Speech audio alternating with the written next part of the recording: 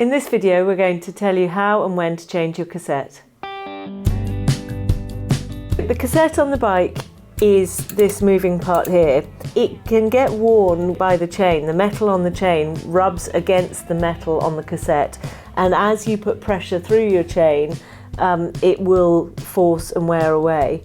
The first indicator is when you've checked your chain. If your chain is 75% to 100% worn, then you're fairly certain there is going to be signs of wear on your cassette. And that can be either in the shape of shark fin.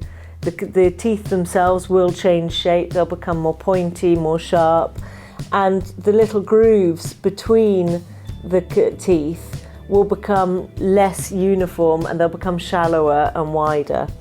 So before you go and buy a new cassette, you need to make sure, look at what originally came on the bike and find out what driver it's using. Make sure you know what speed it is and what range the teeth are. In order to remove your cassette, you need two tools. You need a chain whip and a cassette tool. So you start by angling in the fixed end of the chain whip, and then you lock on the remainder. You then insert your cassette tool. With anything that has teeth, or for example a hex key, an Allen key, or a socket, always make sure that it's in squarely and properly so that you don't start rounding out the bolt, or the nut in this case. Because these are quite tight, in order to get the pressure, it's worth putting it on the ground. Okay, there we go, and that's it. Now that that's loose, we can finish undoing the nut by hand.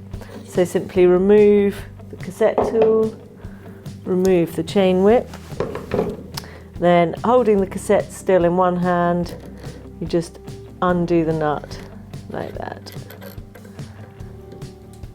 Put the nut to one side. Then cassettes can come either as a complete unit or as some pieces come loose. In this instance, most of the cassette is coming loose, so I'm going to pick it up as a whole and move it to one side.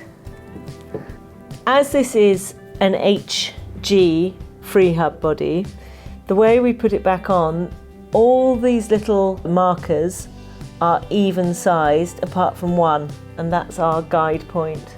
This cassette comes apart in lots of different pieces and it has spacers in between them. It's worth trying to keep everything together if you can. If it gets muddled up, then you can follow the linings, and that will make sure that it lines up properly.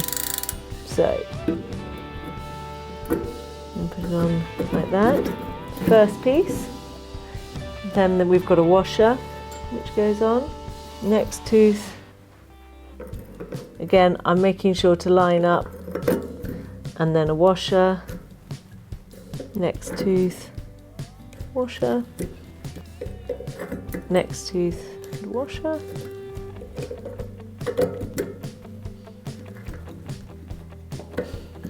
It's worth making sure that it's on right the way down as I'm pushing down, because sometimes they can go at slightly the wrong angle and not fit properly.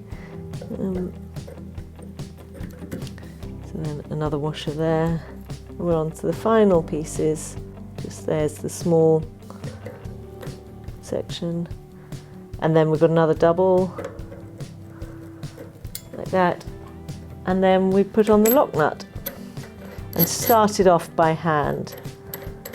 It's always far easier with a piece like this to start it off by hand.